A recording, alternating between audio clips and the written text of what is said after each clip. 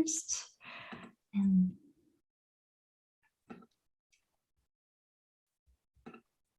welcome, welcome. I'm Natalie Lucier, and this is the Seamless Scaling series. And I am so honored and excited today to have Kendrick Shope here, founder of Authentic Selling University, and just such a great breadth of work all around sales and doing it in an authentic and non-sleazy way. So thank you for being here, Kendrick.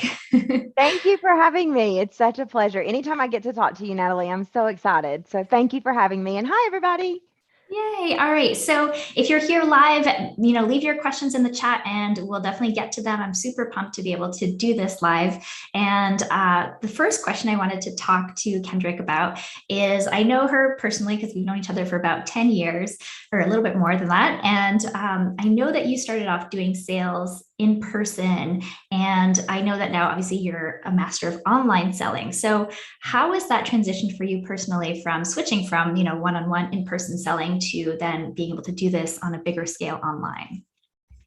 It's interesting because sales is sales is sales. I mean, there are some common things that are applicable regardless of if you're selling in person or you're selling online. But there also were some things that I butted my head up against. One of the things, I think one of the reasons that I took for granted that I was a really good pharmaceutical salesperson and lumber salesperson was just sort of that energy of being in person. And I have a very big extroverted personality, and that's stereotypically good for salespeople, but it's hard for that. Like when we started, I don't remember that you could just press record. You couldn't just go live. I remember when that feature came about, and I was like, oh, this opens up so many doors. So you really had to communicate with the written word and through pre-recorded video series. And I struggled with the written word. As a matter of fact, Natalie, I remember being at a meeting where you were at, and one of the assignments for me or the challenges for me was just write, and I burst into tears. I was like, but I can't. I need to speak. I need to use and so learning how to translate all of those sales skills that you use when you're in person, when you can just speak and it just comes naturally, to actually making sense on a page, was a challenge for me. I think that once I began to look at writing in general as a sales activity and not just writing a blog or writing an about me page, but no, actually, this is still in the same conversation of sales, it became easier. But I struggled for a long time trying to connect the dots. Thank you for sharing that. I feel like a lot of times when we see someone who like bursts onto the scene, like it looks like they're fully formed and they have it all figured out, right? It's hard for us to then be able to say, where am I today and how can I get to that point? So thank you for sharing that. And yeah, I kind of have the reverse, where I think writing was a little bit easier, but being on camera and, on a phone call or any of these kind of live things was a little bit more of a challenge for me. So, we all come in different Yeah. stripes or different ways, right? So that's awesome. Yeah, and I think the good news is it's all learnable. Even if you're introverted and lots of people say, "Well, do I have to be like you?" No, please don't be like me. Be you, because that's what's going to translate. That's what's authentic. And if you're better with the written word, great. That gives us a foundation to start with. But it's all you're able to learn how to do those things in a way that's comfortable for you. And I think that that's the beauty of it. You're the boss. And so we can figure out a strategy that works for person A, person B, person C, and they're all going to be different. I love that. Yes, I think I think all of us are here like, oh, Kendrick's successful, so I need to be exactly like her. And we try to model ourselves on how other people do things. But I love that you're like, no, like let's just do you and do the way that you are more naturally talented to doing sales. And there's ways to do that.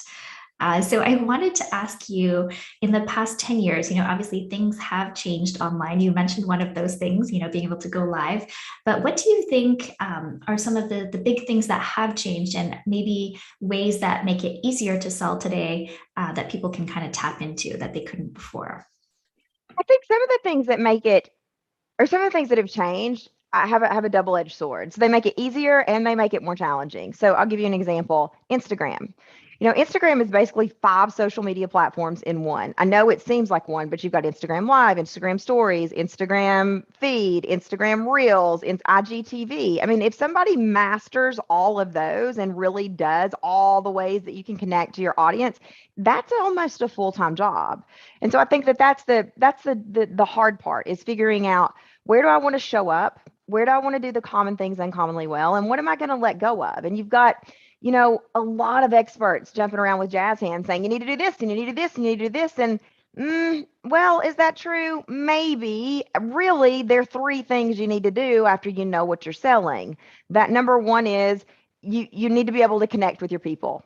And that leads us to some of the things that have changed. There are more ways to connect with people all over the world than there were 10 years ago. So you need to be able to connect with people. People need to know your business exists, because if they don't, they won't buy from you. I mean, that's just common sense. Number 2, you need to be able to stop the scroll. Whether that's on social media, whether that's on a sales page, whether that's you're speaking like this, people need to be interested enough to say, wait, he, she, they have something I'm interested in learning more about. This actually might be able to help me, rather than being part of noise. That's step number 2. Step number 3 is you got to convert them. Once people are interested enough, you have to know how to say, yes, this is for you. And on the flip side, no, this is not a good fit for you. And I'm not going to do something out of integrity and sell you just another, another drop in the pond. I'd rather you find a solution. So I think those are the 3 basic things we need to do. And then of course you have to be able to deliver the product in a way that supports your brand and your mission, which is something that we've leaned on you so much for, Natalie. But I think that all of the ways in which we can access people, it's changed so much. I mean, I remember when it was Facebook, email list, maybe Twitter, and so to think, oh my gosh, Instagram's 5 in 1, and now there are all these different ways. I guess YouTube was available then too. It's changed drastically, and it's beautiful. But the thing that we have to do, and I fall guilty of this, is not get overwhelmed and not get pulled into the trap of, I need to be everywhere to have this massive reach. Because I very much believe that if you do the common things uncommonly well, you're going to stand out and get noticed for the right things. So pick one, do it really well, and let that, or 2, so you're diversified. I love that. Yeah. And one of my questions was actually going to be, how do people pick which platform on social they should be focused on? I know you're a little bit active on LinkedIn. I personally deleted my Instagram account, which I know is kind of crazy, but it was just too much pressure for me. Yep. And I'm able to focus on, I do Twitter because for tech, it's a little bit more Yeah. focused for me. So yeah, I'd love to hear your perspective on how people can pick what social platform they should really try to master or be more active on. So I think that the first place you have to start, and I am certainly, there may be more strategy to it than this. I have the benefit of saying, where do you want to be? Now, if you want to be sitting out in the woods and not connecting with your customers, but your customers are on Instagram, then that's probably, I mean, they're 2 sides of the coin. Where do you want to be? Where do your customers hang out? I think, just like you said, for the tech side, Twitter is a place to be, and it happens to be tolerable, or we happen to be able to do it in a way that doesn't, stress me out. So that's a win-win. We kind of fell into the trap in the last 3 years of being everywhere. We're going to be on Pinterest. We're going to be on YouTube. We're going to start a new YouTube show. And finally, I felt like my head was going to explode. And I realized that if I felt like that, I'm translating that down to our team and out to our customers, because it trickles down and it trickles out. And I said, I don't want to run a business if it's like this. I just can't keep showing up. I don't want to scale if it's like this, which is why I love what you're doing and what you're talking about here. But I'm not interested in this. This is not why I started the business. And so we're really pulling way back. We just closed our YouTube show. We are on Instagram, but I'm refusing to do some of the things on Instagram that I just literally don't want to do. And so how do you pick? That's the question. I think it starts with you. If the thought of being on Instagram causes you anxiety, then let's see, is there a better place to be? Is there a more logical place to be that doesn't cause you anxiety? I think that's where you have to start. And there are ways beyond social media too. Social media instantly opens up the entire world, from your bedroom, from your hotel room, from your home office. But there are other ways to do that, through speaking, through media, through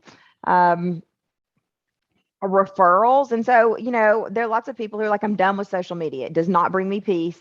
I cannot do it. That's fine. There are other ways to do it.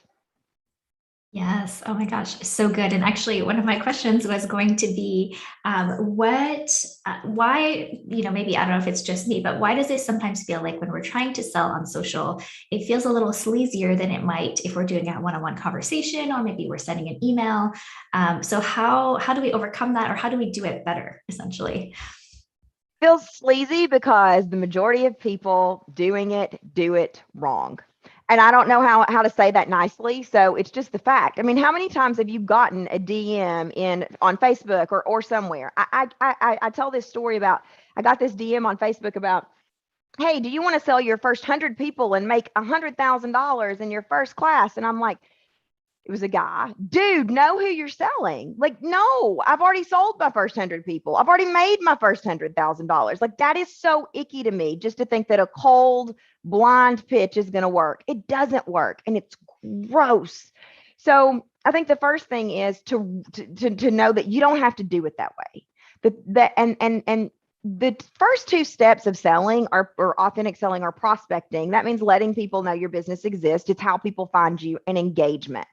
Step number two is the most important part of selling today. It used to be prospecting, now it's engagement, because nobody is taking the time to engage. So if that person had just done a little bit of research and seen, oh, well, her website says that she's been in business for 9 years. Her website says that she has a course that's been around for 8 years. Her website says she hit 7 figures. I don't know if it says that or not, but I'm sure it did at the time. She likely isn't looking to make her first $100,000. Like, know your audience. And that's sales 101, is know who you're speaking to. You wouldn't walk into a group of people at Walmart in Sweetwater, Tennessee, where I'm from, and try to sell them a $20,000 Tiffany's diamond. It's not the market for it. You wouldn't walk into Beverly Hills in Tiffany's and try to sell them a dollar Walmart diamond. Again, no disrespect to Walmart or Tiffany's or Sweetwater or Beverly Hills, but you have to know who you're talking to, because people want to do business from people they trust. And the minute you start that, you automatically send off that slimy vibe. So step number one is do a little bit of research. Step number two is engagement. Talk to someone like you would like to be spoken to. So if you're going to reach out to somebody cold, think about, okay, if Natalie was reaching out to me cold, I didn't know Natalie, or maybe I knew of Natalie, but we had not spoken. What would I want her to say before she jumped into the sales pitch? So those are two places you can start. Oh, so good. Yes, I know. It's it's so true. That's just the way it's done. So that's why it feels sleazy, but it doesn't have to be that way. And we can go the extra mile. And one of the things that I love about you and how you run your business is that you do the common things uncommonly well. And I love how you do that. And one of my questions about that is, what motivates you, or kind of how do you have the stamina to go that extra mile? Because I feel like it comes across in everything you do in your programs and your students. You can tell the difference that they have by going through your programs as opposed to other online courses that might be about sales too, but they kind of have that bigger result because they worked with you. So just kind of how do you have that stamina? How do you make yourself, or not make yourself, I know it comes from inside of you, but yeah, I feel like how do we have a little bit of that Kendrick energy, if that makes sense? Well, thank you for that. That's a very kind thing to say. And I will say I've made tons of mistakes. I feel like in the past 3 years I've lost a little bit of that. I do the common things uncommonly well because I was trying to scale to this massive, ridiculous monopoly money number. Like, I look back and I think, wow, I don't know what you were trying to do, but that's just not who you are in your core. I think the answer for that, though, is something that we teach all students, and that is your sales guardrail. And so everybody has a guardrail. You may not know you had one, but your guardrail is basically just this line. I call it a line in your body. And if you cross over on one side of your guardrail, it's really, really icky, sleazy, slimy selling. That stereotypical makes you want to just repel. We've all fallen victim to that or experienced that. The other side is really passive, where people are saying, well, you can just manifest your way to millions and nobody's doing the work and you don't have to turn on your laptop. But I'm sorry, I would love for that to be true, but it's absolutely not. Both of those are dangerous, in my opinion.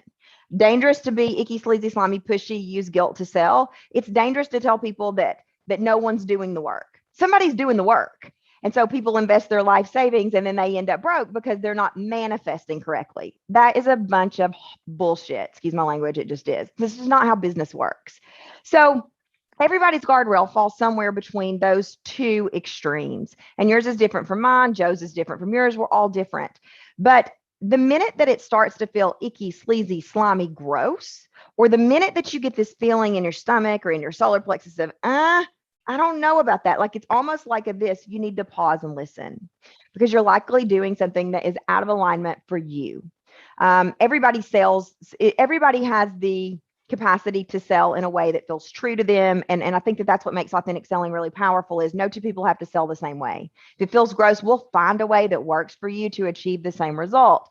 But when we stopped doing the common things uncommonly well, when I had the vision as the CEO of the company, we're going to go to this massive monopoly number, I knew in my gut it wasn't right, but I did it. I pushed and I pushed and I pushed. In contrast, when we're doing things that feel right, doing the common things uncommonly well actually means saying no to a lot of things. So that's how you find the stamina to do the things that light you up, the thing like responding to emails. We got 30 responses or so to an email I sent Sunday. And I took the time, not because I'm wonderful, because it was a common thing I wanted to do to respond to every email with a video. That's who I am. That might exhaust you. That might not be the way you want to respond. And so we find a different thing for you to do that makes you feel alive and connected to your people. Because when you're doing that, that's the point of doing this work. That's the point of not going into the office, to put your head on your pillow at night and say, yes, I feel good. My people feel good.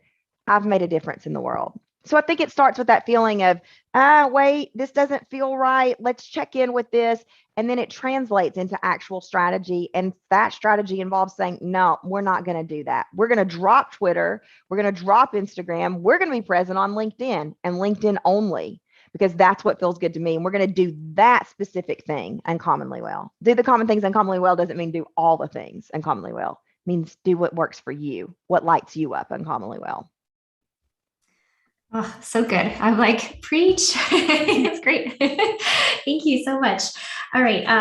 So yeah, I don't know how much you've run Facebook ads or other types of ads, but I'd love to hear your perspective on like free organic social and also paid social if you Yeah. have opinions on that. Because I feel like people think, oh, to scale, I need to run ads or I need to invest. And maybe that's true for some people, maybe it's not. So I'd love to hear your perspective. Yeah, so they're basically, from what I know, from what I think is true, there are three types of traffic: paid, organic, and partner, right? Partner being referrals or affiliates or whatever. So we're talking about paid or organic, the simple answer to the question is, do I need to run Facebook ads to scale? The answer is no, you don't have to run ads to scale. I've seen plenty. I'll give you an example. We had a client, let's see, this is 2021. So we had a client last year who was an early adopter of Instagram Reels. She from Instagram Reels, she got 200. Now she runs an agency, not a social media agency, but she got 200 sales calls a month.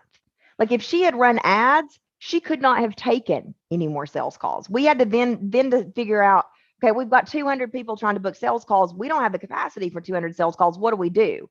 So is it possible to scale a business to the point where you want to scale without ads? Absolutely. Is it even more important today than it was 5 years ago to be able to do it organically? I think so, because ads are changing all the time. iOS is changing all the time. People, if you build a business and rely only on ads, then the minute that changes to a point where it affects you in a negative way, you've got a problem. You've got a real big problem. So yeah, I think that ads are a great way to shortcut and a great way to save time, but are they the end all miracle? I don't think they are. I think that they can be a piece of the puzzle, but I think that nothing, absolutely nothing, substitutes engagement and connection. That being said, we run ads. Ads are a great way to get the word out to a lot of people. And so sometimes there's finding a balance, but do you have to do that? No, and not in my opinion. I don't know. What do you think about that, Natalie? I'm curious. Yeah, absolutely. So we were running ads for many years, and I think it was about 2 years, a year and a half ago or so, we decided to go all in on organic SEO because we realized for software, if people are researching tools, like they're Googling instead of they'll see an ad and they'll Yes. be like, I should buy that because maybe they're not looking for that. So for us, that was our realization, like, okay, ads were working, we were getting people to sign up for webinars and things like that, but it wasn't quite the right journey for that customer essentially. So we stopped doing Facebook ads completely, and yeah, I mean it's good. We haven't seen like a drop or anything, so that kind of told us like, okay, yeah, so our organic was really what was driving a lot of our new people and our sales. I'm not saying we'll never do ads again, but I think for where we're at right now, that was kind of a good move for us. But I think it also depends on your topic and your industry and like all the things that you're doing. And so I don't necessarily recommend not doing ads for every Yeah. business. Yeah. Yeah. Okay, good. I'm glad we're on the same page. Yeah. Yeah, and I think it's a tricky thing because we also looked at Google Ads for our because that is a more search intent based. And for us, we realized, oh, we're competing with so many companies, and that raised the prices so high that it just didn't make sense. Like if we got clicks, but we didn't make a sale for that like click, it just the ROI wasn't there. So Yeah. you kind of have to test it and make sure that it's going to work for what you're trying to do. I agree 100%. I do think I will say I think that it is a bad strategy to believe that you can decide you're going to start a business, start running ads tomorrow, and make $100,000 or whatever number, whatever arbitrary number in the next 6 months. I don't see that happening. I mean, ads don't shortcut the legwork of understanding your customers, of getting a proven concept, of getting testimonials. They don't. You can spend a lot of money on ads and then end up with a lot of unideal customers. I don't know if unideal is a word, but people who are not ever going to buy from you. So, yeah, ads have their place. I don't think they're the savior of online business. I agree with that. But thank you for sharing your perspective. I think people need to hear it because we're constantly seeing, like, oh, you just Mhm. have to run that. You just have to figure out ads, right? But business is a much bigger topic and a much bigger thing that we have to figure out before we start running ads. So that's really Yes. helpful. Yes to that. So you've talked about engagement a couple of times. So I think a lot of times when we think about social media, we think, okay, I just need like a content publishing schedule and I'm just going to post this every day or post multiple times a day or, a couple times a week, depending on what kind of platform it is. And that will be it. That will sell my programs or or book my, my consulting calls or whatnot. But it's obviously a lot more. So tell us a little bit more about that engagement piece and how can we get our mindset right around engagement on social? The first thing, there are a couple of things about this. I think the first thing is to think about what social media is at its core. The word is social, right? I mean, it's meant to connect people. It is meant to, and it does that, in some good ways, in some bad ways. This is certainly not the place to talk about the pros and cons of social media, but it's meant to be social. And so when you talk about the algorithm, which I don't pretend to know a lot about the algorithm, but what I do know is it measures MSI, meaningful social interaction. That is just means engagement. If somebody comments on your post, do you comment back? Do we see engagement go up? If somebody shares your post, do they share it one time? Is it shared 22 times? So we know that about the algorithm. The algorithm likes engagement. You know who else likes engagement? The customer who's sitting across the country, who saw a post, who took the time to stop the scroll and say, thanks, this really resonated with me. If you break it down and slow social media down to that speed and say, wow, that's a human being who stopped on all the posts of all the posts to comment on mine. What's one thing I can do today? Maybe to get a customer or maybe to make them feel a little bit better about whatever is respond back. Because basic human psychology is we want to belong, we want to feel, we want to be included. So that's social media at its core. On a more business and practical level, I think there's some tactical things you can do in order to get engagement. I'll give you an example. But I think like everything, it starts with mindset, right? It's not, we hear people say, and I've said it before, no comment left behind, and engage with every person. But let's slow that down and talk about what you're actually doing. Yes, hopefully that ends up connecting you to the right people who are going to buy from you. And if you put some strategy behind it, it will. But also, you are potentially making another human's life better simply by taking the time to respond to a comment or making someone feel seen or feel heard. So we get lost in the monotony of I've got 22 comments to respond to. I would encourage people when they see that, the minute they're like, oh, that's a lot and I don't have time, to pause and think what we're actually doing, because it's not just a random person. It's a human being who took the time to respond to your content. With that in mind, the goal is to get engagement. You cannot anymore, maybe you could years ago, just post and expect the social media to do the work for you. Somebody needs to go in and engage with these people. Hopefully it's you. So what that means, and I do understand that you get to a point where you're getting 7,000 comments a day. Yeah, you can't respond to all those. Britney Spears cannot respond to all the people who are showing her support. So I understand that we're at, it's not always possible, but for me, I'm certainly not there yet. I certainly can still respond to every comment or the comments that I feel led to respond to. Okay, so how do we put strategy behind this? We had a customer at the end of 2020. She was trying to get more consults, and we were looking at her social media, and I said, well, we're not asking for engagement. Now, notice what I said. It's not that I'm going to use a bunch of double negatives. It's not that we're not asking for the sale. We're not asking for engagement. So she was not a business coach. Everybody always says, was this person a business coach? She was not a business coach. She actually coaches other artists. So kind of not your stereotypical online business. And she created a post that I helped her craft that basically talked about starving artist mindset. And so the strategy behind the post is 100% of artists, or whatever it is, say they struggle at some point with starving artist mindset. The starving artist mindset is actually 7 things. And then she mapped out the 7, number 1, number 2, number 3, number 4, number 5, number 6, number 7. That's called a pattern interrupt. When you put a number in front of it, it's a pattern interrupt. And I could go down into the psychology of that, but I won't. It grabs your attention. 1, 2, 3. It's punchy. It has a cadence. Number 1, number 2, number 3, even when you're reading it in your head. And then the question was, which one have you struggled with the most? Tell me in the comments. Put your number in the comments. She got 42, 46 comments within a couple of weeks on that. From there, she responded to all 46, 42 comments. And we took half of those to DM. And from there, she got 6 paying customers from DM. So that's the evolution of it. We need to ask for engagement, not just for the sale. We need to talk back to people. Once they put their number in, she immediately went in and said, oh yeah, tell me more about that. She had a conversation with them. Some of those we took to DM, and then we went into selling on DM. But you are more likely to close those people rather than cold pitching people straight from your DM. Does that make sense? That was kind of fast.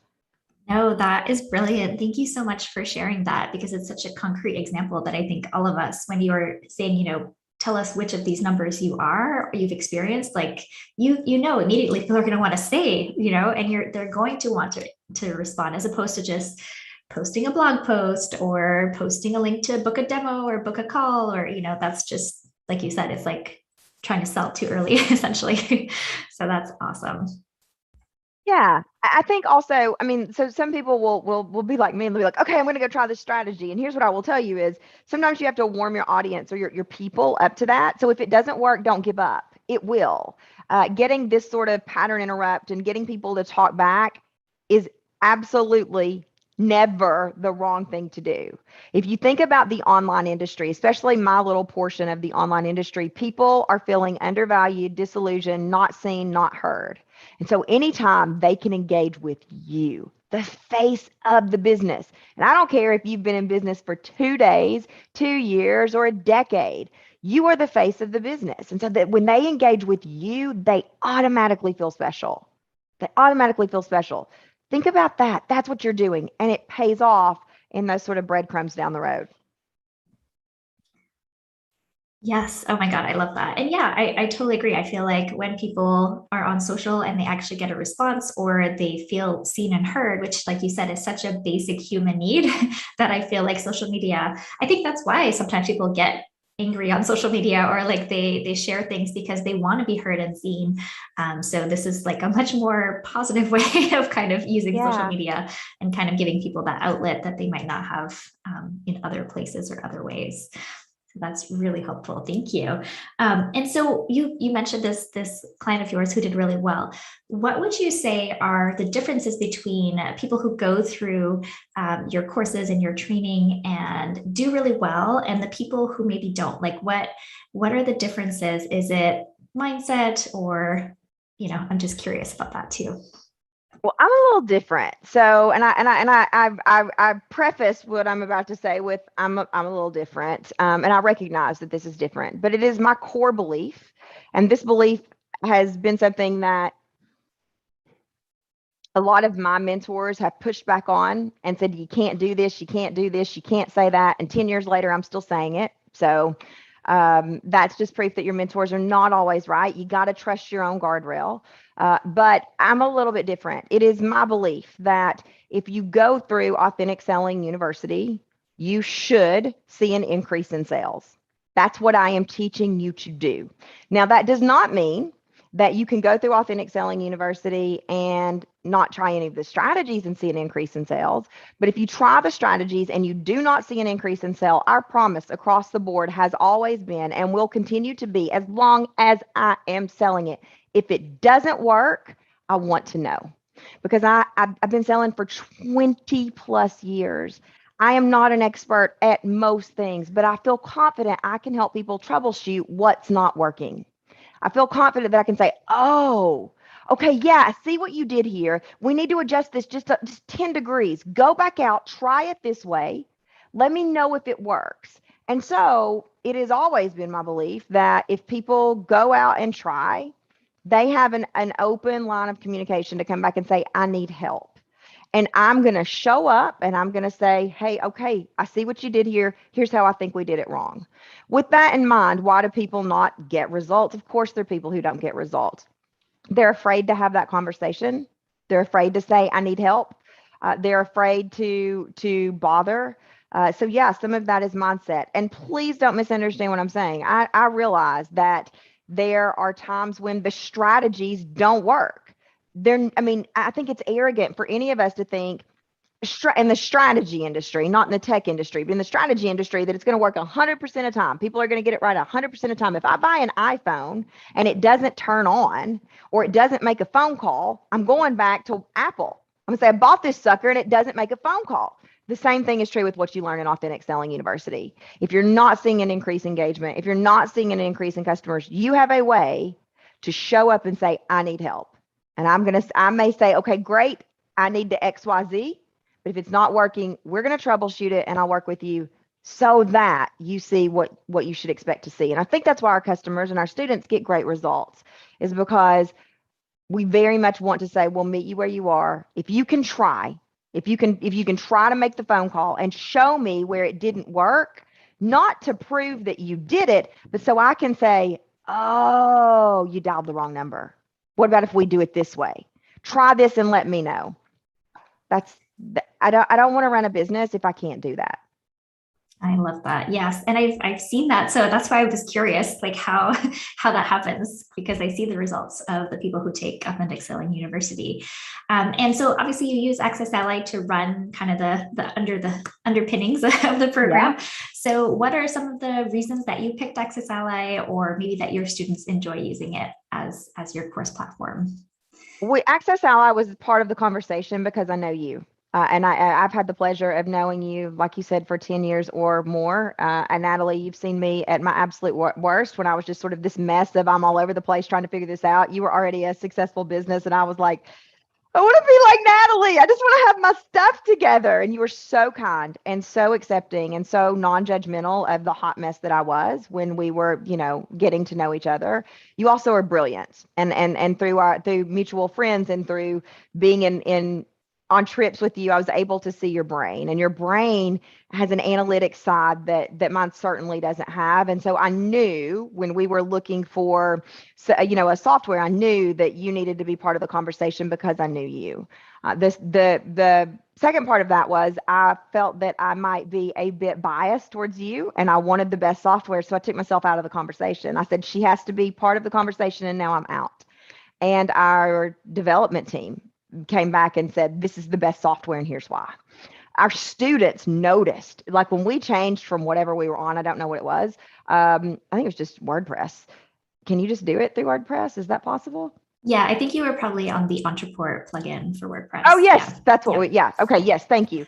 So when we changed, our students noticed. I mean, little subtleties like, the checklist, they can check off what they've done, and there are all these little subtleties.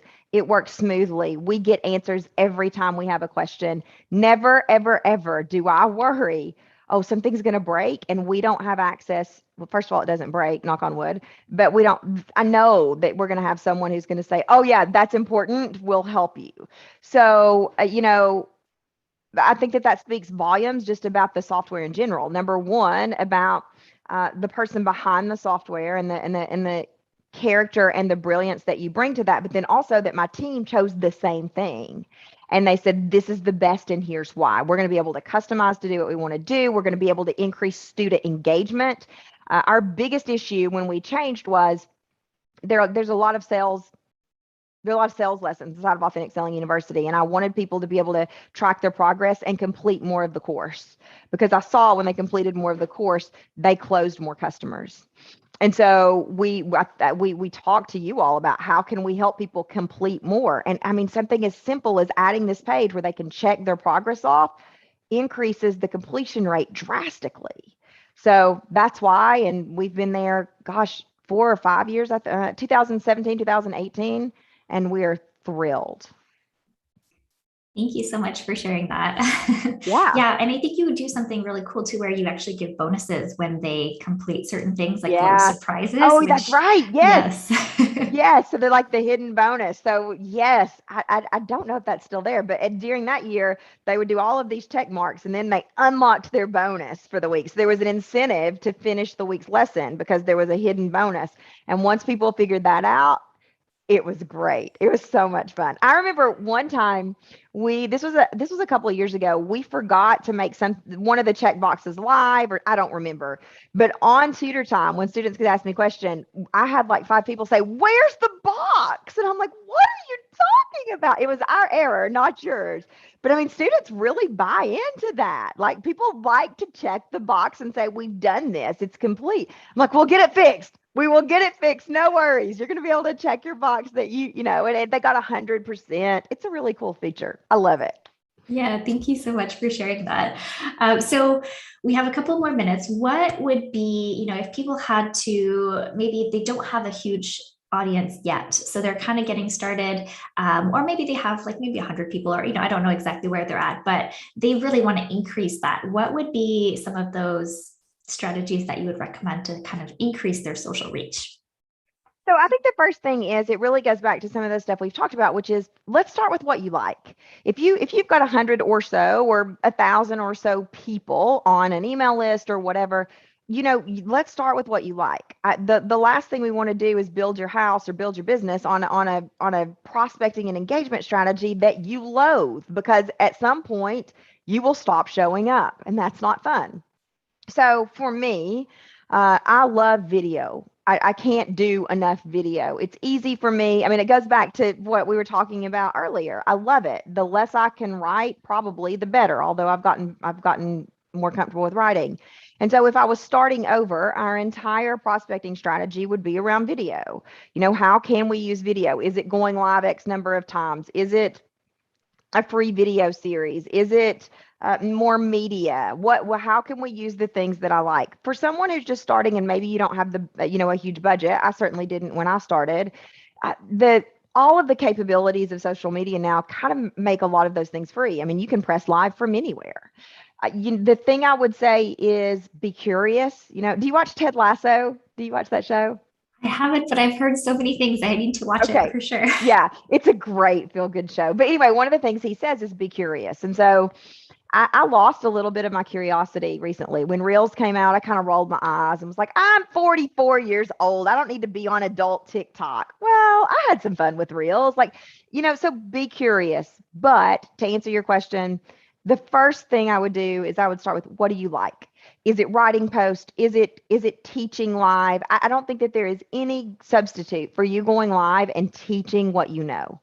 That's called the educational sell. So the educational sell basically helps people self identify that I need this skill. I didn't know I needed selling, but now that makes sense. If I want to get paid, I need selling. So going live and teaching, or teaching through words. So number one, pick a platform that you actually enjoy. Number two, pick a medium on that platform that you enjoy. Number three, engage. Write content that is centered to get people to talk back and engage with them.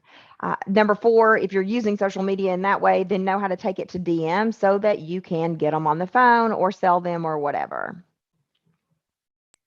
Oh, that's so good. So this is going to be funny, but I currently don't take anything to DM. So I'm like, ooh, tell me more. Like, that sounds really Yeah. interesting. Yeah. So so DM is not the end all be all, by the way. We used to say, don't take it to DM. So this has changed in 10 years. I used to say, and let me back up. I still very much believe this. Get people off of social media, get people onto your email list, or get people onto a customer list. That's one of the most important things you can do. We were just talking about before we went live, our social media was hacked recently, and we lost 18,000 followers, which are potential customers, in a matter of seconds. If I hadn't had an email list, I might have quit. I might have said, this is it. I'm closing up shop. So the most important thing you can do is get people off of social media onto something that you own, that you're in control of, an email list or something or whatever. But with the addition of Instagram, people started selling through DM. And so it is absolutely something where we are seeing customers have success. So you're engaging in the comments. Let's use the artist example. You're engaging in the comments. If there is something that you can deliver, so they've given their 1, 2, 3, 4, 5, 6, 7. I struggle with number 7. You go back and you say, hey, Kendrick, thanks so much for sharing that with me. You're not alone. Many artists struggle with whatever number 7 was. I actually have a resource that might help with that. Will you shoot me a quick DM so I can send it to you? Give me your email address on where to send it. And then you can have a conversation in DM. So you send the freebie, you send the link to book the call, and it's not lost in all this comment stuff. You can also have a more personal conversation. So let's say that the person says, I struggle with number 7, right? You can say, oh, Kendrick, you know what? Thank you so much for sharing that with me. I understand you're not alone. And I've got something really personal to share with you about that. I'm going to DM you a personal story. Maybe I don't want that story out there on social media for everybody to see. Maybe I want this to feel more of a one-on-one. So that's it's sort of like something that I'm going to share behind closed doors, not necessarily with everyone, to move the conversation forward. That is so brilliant. Thank you for sharing that. Yeah, I feel like I see people like saying slide into my DMs, but I'm like, I don't know what happens there. So Yeah, yes, yeah. that's helpful. It's just a conversation. It's also an opportunity to further coach or to further understand where they're stuck. So if, let's say that you had a post about technology, which one of these 3 things is your biggest beef with technology? 1, 2, 3. And I say 3. Okay, that's your post. And then you come in and you say, hey, Kendrick, thanks so much for taking the time to share. Number 3 is a big one. Actually, there's a pretty easy way to solve that. I'm going to shoot you a quick DM that walks you through how we've solved that for our customers. I'd love to know your thoughts. Then you immediately go to DM and say, hey, Kendrick, following up from our conversation, on the post, you shared that number 3 was your biggest problem.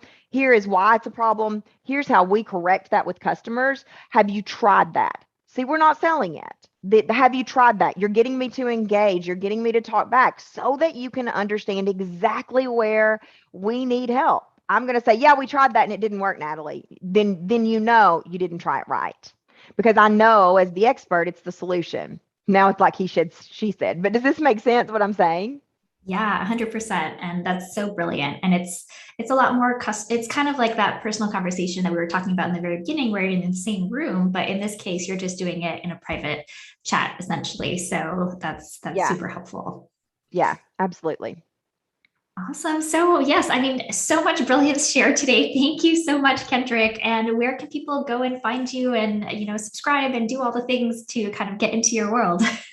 Well, first of all, just thank you. Thank you, Natalie. Thank you for, continuing to be such a beautiful part of this online world. I always say be part of the solution. And I thoroughly believe that you are part of the solution, not just from the tech point of view, but just from the be a good human point of view. So thank you for being the person that you are. Thank you all for watching, listening, whatever. I love this kind of thing. I love to teach. I love to engage with people. So thank you for being here. And you can go to kendrickshope.com. We're getting ready to launch 3 new tools. They're all free.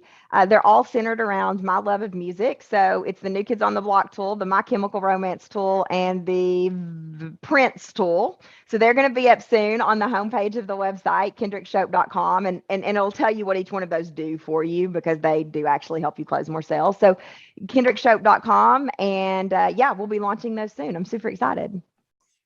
I can't wait to go grab those too. Thank you for making that available to everyone. And thank you for being here live, for sharing so much awesomeness for everyone to help them scale. This has been the Seamless Scaling series, and we'll catch you in the next one. Thank you. Thank y'all. Bye. All right. Okay, we're not live anymore. Yay. Cool. I know it Thank always you. takes